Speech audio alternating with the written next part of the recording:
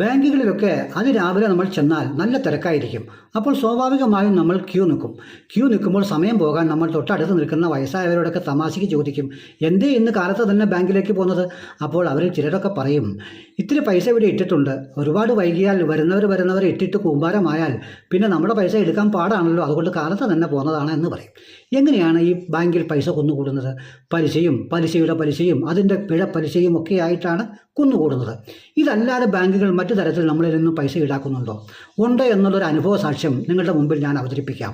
Muvattupuzha CSB എന്ന് പറയുന്ന ബാങ്കിൽ ഞാൻ കുറച്ച് നാൾ മുമ്പ് ഇത്തിരി ഗോൾഡ് പണയം വെച്ചു. ഈ അടുത്ത ദിവസം അത് എടുക്കാൻ ചെന്നപ്പോൾ എൻ്റെ കയ്യിൽ അന്ന് അവർ തന്ന പേപ്പർ ടോക്കൺ ഇല്ലാതെ പോയി. അതിന് 118 രൂപ അവർ എന്നിൽ നിന്ന് ഈടാക്കി. ഈ നടപടി ശരിയോ തെറ്റോ എന്നുള്ളതാണ് എൻ്റെ ചോദ്യം. ഞാൻ പറഞ്ഞു, ഈ 118 രൂപയ്ക്ക് 10 കിലോ റേഷനറി കിട്ടും, ഞാൻ അതാണ് ഉപയോഗിക്കുന്നത് എന്ന്.